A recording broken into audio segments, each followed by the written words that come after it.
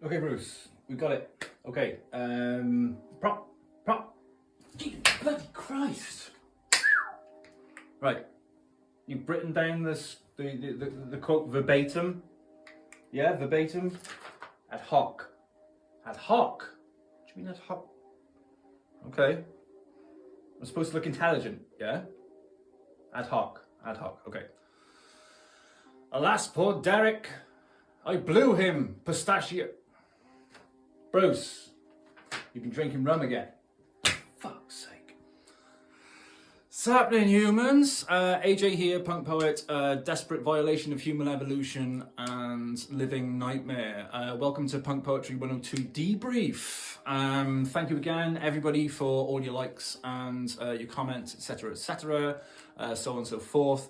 Today's been a really busy day for me. I've been doing a lot of sort of creative stuff, bits and pieces. I've been painting, you've probably seen on Instagram. I've been painting skulls, which has been really nice. Just a load of just deepening the colours on them as well. It's just cheap crap from Amazon, but you can always make something cheap look really nice. So I've been working on that. I then painted them in sort of like a blood red with like the symbols of demons like Baal, Ammon, Ipos, Marax, Murmur, Pitory. So yeah, so I've got one done and that looks really cool. I've also been doing a lot of sort of like cooking, soup. If you like soup, I do soup. Nothing more to say on that one. I've also I brought out my first review today for Mr. Wizard's new collection that's came out today. Really enjoyed that. I'm going to be doing a video on that later, so definitely keep an eye out for that one. But what I'm going to be doing is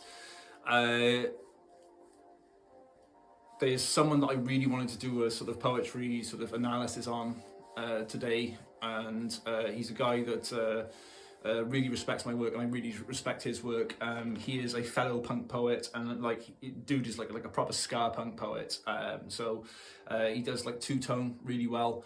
Like all of his imagery is two-tone. If you don't know what two-tone is, you're looking at sort of music that ranges from sort of like go with early. We'll start with like Eddie Grant, sort of Judge Dredd, then probably the more well-known versions of, like, especially on the two-tone label, was the Specials, Bad Manners, and Madness.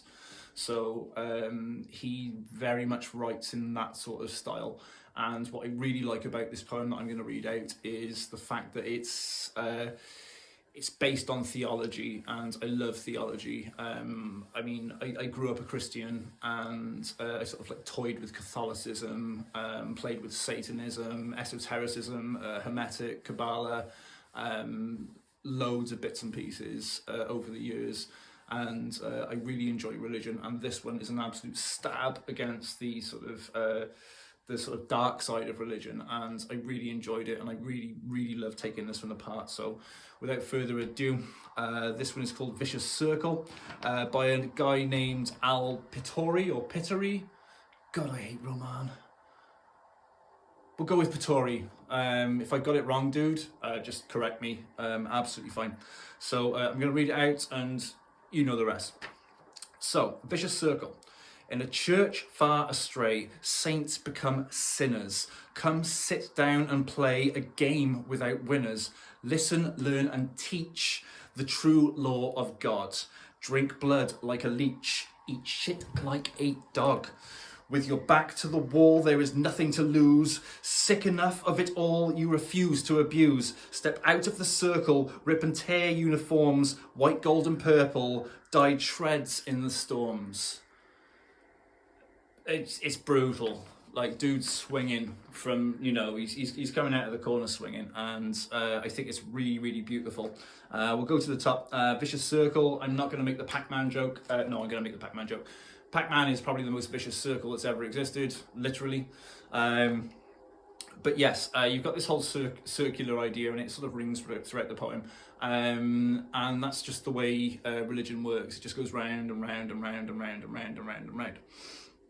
I'm going to do it stanza by stanza today because each stanza is rather sort of unique, and it sort of plays into the next part and it builds the story very quickly. So in the church far astray, saints become sinners. So this is what happens with religion.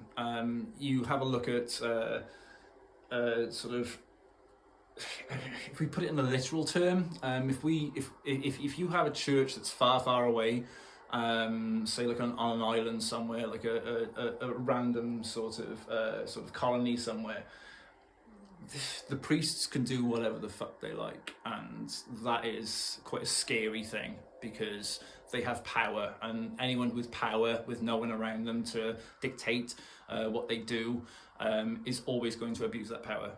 I'm sorry, but that is the case. It's going to happen. So then you've got the next line: come sit down and play a game without winners. And that's what it is. They're playing at God, and there are no winners in that. So their souls are forfeit. The people that they are abusing and treating like crap, they are suffering, and their souls themselves are suffering as well. There's no winners. There's no winners whatsoever. Really love those lines. Then you've got listen, learn and teach the true law of God. And that is true.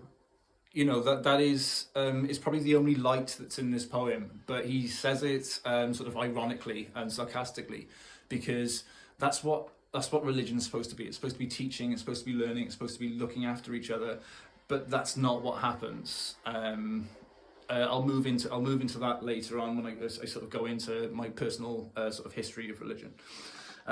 Drink blood like a leech, eat shit like a dog. So that's what it is. It's sucking the life out of people. Especially like I noticed this in sort of Christian, especially the Christians.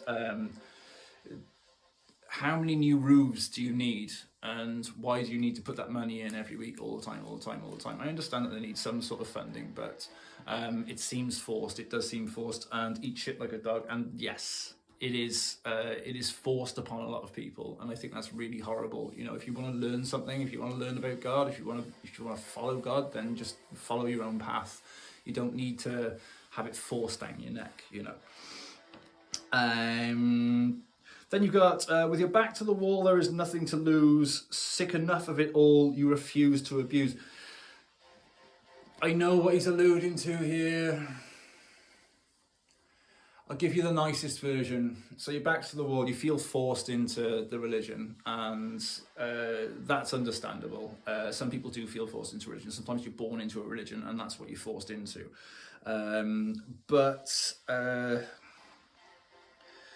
I mean, although this is about fighting the system, you've also got the sort of historical abuse, especially in the Catholic Church, and physical abuse, and that is a nasty thing. And if that's what he's alluding to here, I understand, and he's done it in a really sort of safe way, and he's not being crass. And like there's obviously need for crassness in certain poems, but he's done it in such a really nice way, and I think he's done it really well there. And then you've got the last couple of lines, and this is where the religion part hits home so fucking crazily, and you'll see this, you'll understand this. So step out of the circle, rip and tear uniforms. Step out of the circle. Now, the circle is, it's used across many religions. It's also used along sort of the idea of magicians, and especially Masons. And the circle is a very big thing when it comes to Masonic law and culture. I'm British, well, I'm Welsh. But I understand how the British colonies worked. And when we colonised America, first thing they would build was a clock tower, and it was the stonemasons that built said clock towers, and they restricted people with time. And I mean, I'm not now. I've broken away from that, but a lot of people are restricted by time, and it's a good way of putting a leash on you. It really is a good way of putting a leash on you. So that comes out quite nice as a sort of symbol of Masonic culture. And Masonic culture is really, if you look into it, it's really deep embedded, especially into sort of like Western religion, really deeply embedded. And then you've got white, gold and purple, dyed shreds in the storms. White and gold, very much symbolic of especially like Catholic sort of religion. Purple is sort of a hierarchy sort of thing, more towards sort of kings and queens. It was especially in the sort of early BCE, purple was a very difficult colour to get hold of, and that's what you draped your kings and queens and pharaohs in, was purple, and that was a symbol of status. And I mean, we go through different sort of states and what have you, but religion always comes up on top as sort of like the richest of the rich. Strange that, isn't it? And then dyed shreds in the storms, which sees you left standing in a wreckage you can never leave. And he's done a really good job. Al's an amazing writer. Definitely check out his stuff. I'll put a link to his stuff in the comments. But yeah, he's just blown me away with this. And there's one final thing I want to say about this poem, and it's something that I saw sort of like as I went through it, and I don't know if it's what he was going for, but I've talked about subconscious in writing before, and there is this, and this is wonderful, absolutely wonderful. So you've got astray, saints, sinners, winners, and then you've got eat shit, sick, refuse, abuse, step, uniforms, dyed shreds, storms. It's all sibilant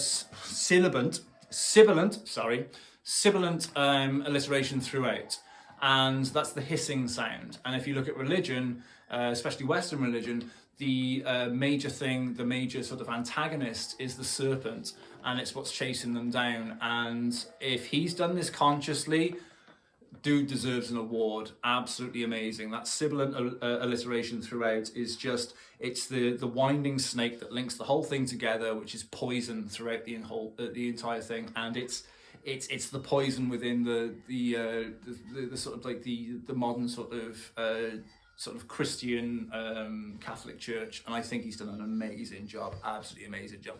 Anywho, well done, Al. Absolutely loved it. I've been looking forward to reviewing one of your poems, to be fair, dude, and I hope that you enjoyed it, and I hope everybody else enjoyed it. So I'm going to sign off now.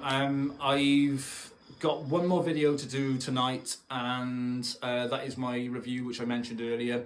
I'll put up a link to that. I know links don't work on Instagram, so the link will be up on my YouTube channel. So that's going to go out later on for Barry's work. Definitely check it out. It is really, really good. The guy's an absolute legend. I've only really read his poetry. He also does like sort of novellas and stuff, but I don't have the attention span for novels these days, so poetry is my thing. So thank you everyone for listening, liking, etc, etc, and I shall see you very soon. Much love, guys. Much peace. Mwah.